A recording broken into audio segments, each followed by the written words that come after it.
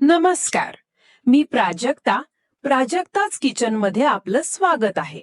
आज आपण बनवणार आहे वड्याची भाजी. काही ठिकाणी याला सांडगे सुद्धा म्हणतात.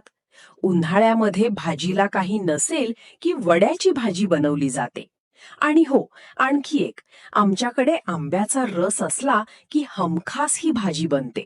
खायला अगदी चविष्ट आणि झटपट होणारी ही भाजी कशी बनवायची ते बघूयात. चला तर मग रेसिपीला सुरुवात करूया. यासाठी मी 2 मध्यम आकाराचे कांदे घेतले आहेत, 2 हिरव्या मिरच्या, कढीपत्ता, थोडा लसूण आणि हो, मेन गोष्ट म्हणजे 1 वाटी वड्या घेतल्या आहेत.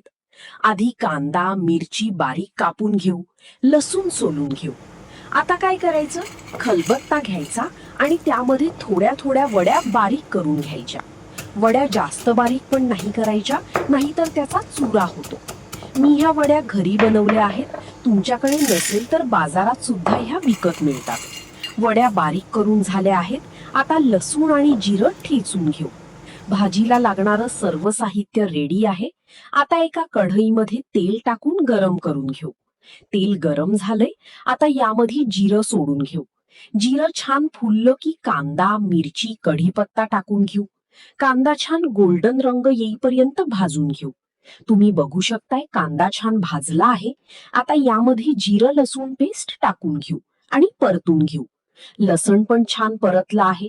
आता यामध्ये तिखट हळद धणे पावडर मीठ टाकून मिक्स करून घेऊ आणि बारीक केलेल्या वड्या टाकून घेऊ.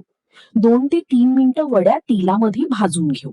बघू शकताय आपल्या वड्या लालसर झाल्या आहेत. आता यामध्ये गरम पाणी टाकून घेऊ.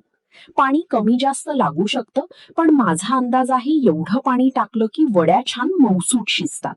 आता झाकण ठेवून मीडियम आचेवर शिजवून घेऊ. 5 मिनिटांनी झाकण काढूया. आपल्या वड्या छान शिजल्या आहेत. आता कोथिंबीर टाकून घेऊ. बस, एकदम भन्नाट अशी वड्याची भाजी तयार आहे.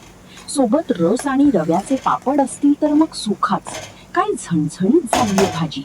तुम्ही पण अशा प्रकारे एकदा ही भाजी करून बघा, खूप छान लागते. व्हिडिओ आवडला असेल तर लाईक करा आणि चॅनलला सबस्क्राईब करायला विसरू नका.